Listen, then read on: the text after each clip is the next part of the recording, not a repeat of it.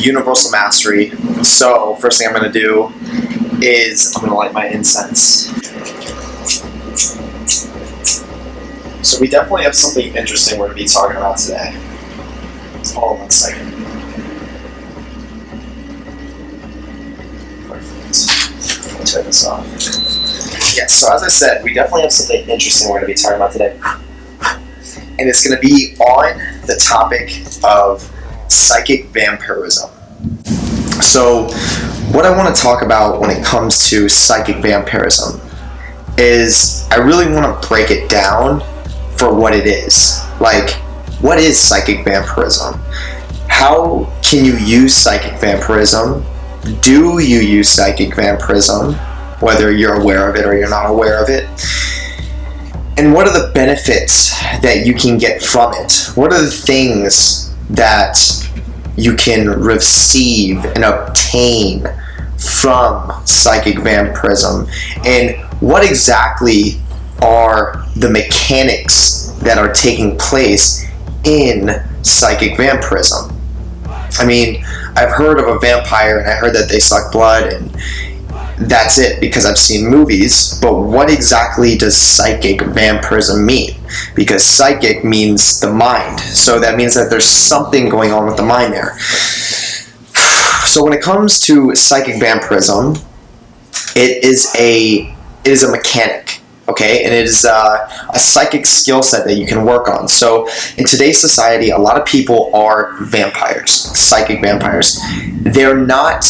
I would call them more so vampires because they're not psychically conscious about them being vampires, meaning that they take energy and they don't look to give. So they're just taking.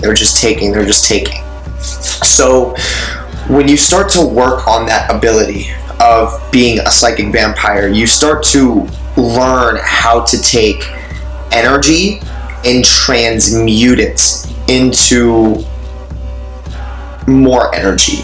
So basically what I mean is, like, if there's something that makes you uncomfortable, if there's something that makes you feel awkward, if there's something that you don't want to talk about, it's like you train your mind to not let that thing get you uncomfortable anymore. You train your mind to not let that thing disturb you anymore. You train your mind to be able to digest that energy that you are feeding on, and then you're able to transmute it. That's the key word, is transmute, and re-siphon that energy into yourself, into your own aura, and use it for your own benefit, for literally whatever you want to use it for. So most people in society carry a lot of death energy.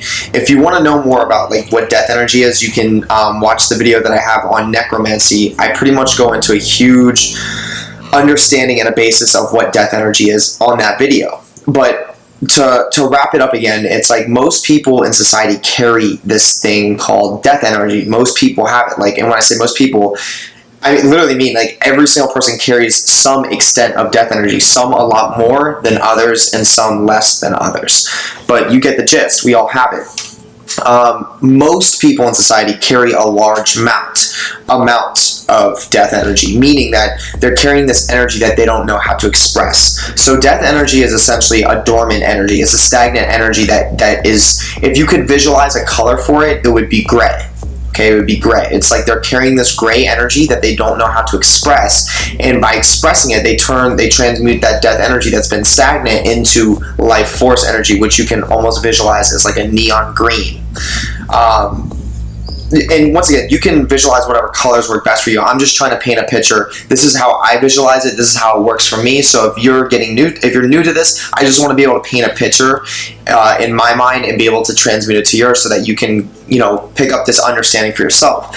But imagine, people are carrying this death energy, this huge like gray energy, and when you're a vampire, you're taking energy. So you're basically like, give me life force energy, give me life force energy. Like that's all you're looking for.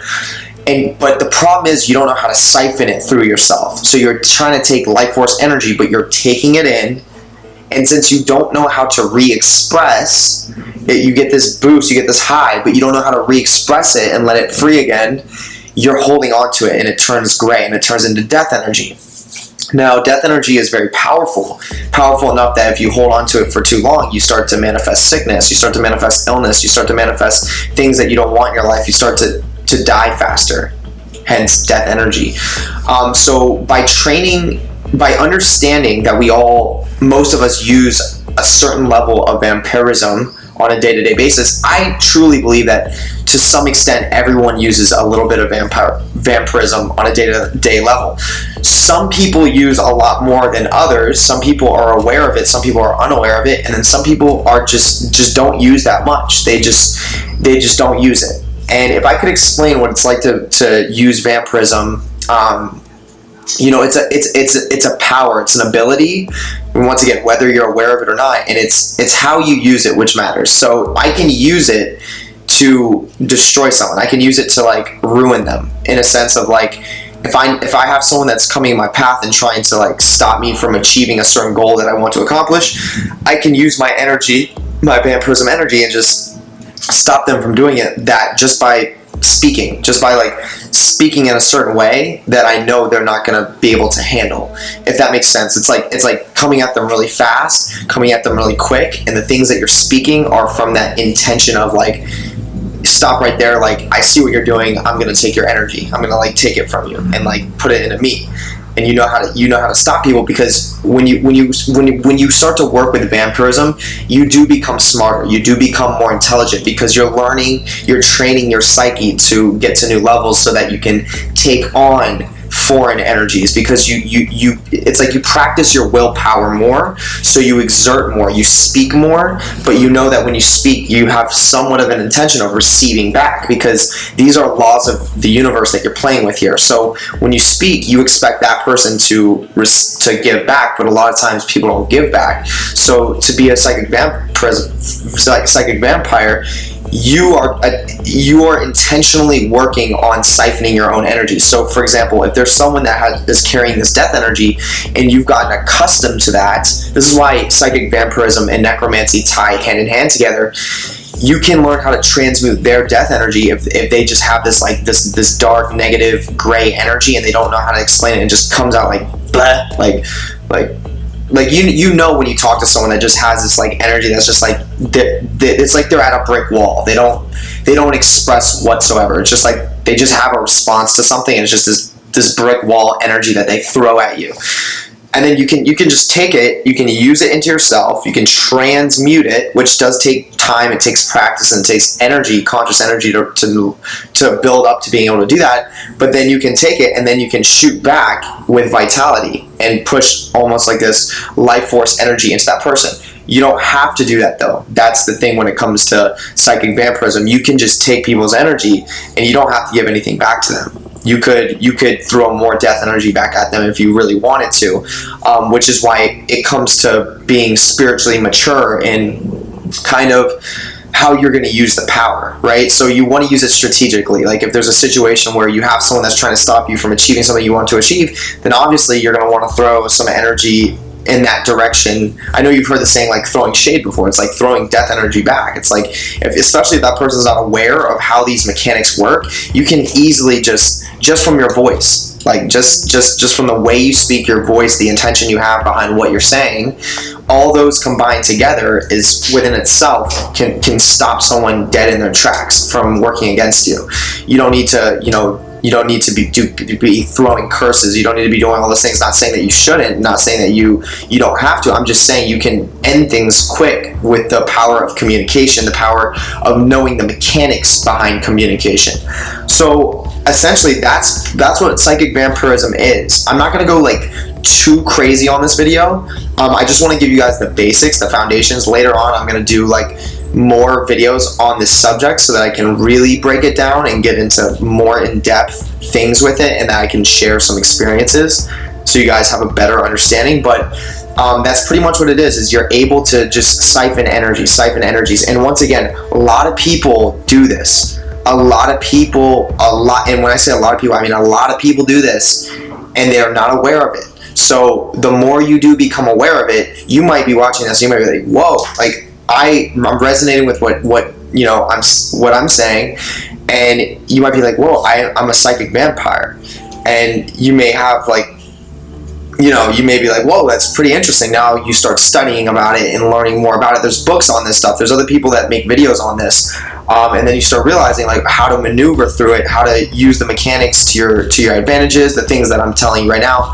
And then you may be watching this like, holy cow, I've been in the dark for a long time to this. I have no idea what this was. I don't know what this is. I definitely see how other people are using this against me. And the majority of people that have this power, they use it very selfishly. And at the end of the day, you can't blame them, because it's about being strategic. You have to come into full responsibility for your life. Like, be a fucking warrior. Stop blaming other people. Oh, it's their fault. They don't have heart. They don't care about people. Shut the fuck up. Get your shit together. Become a warrior. Fend for yourself and take full responsibility for your reality.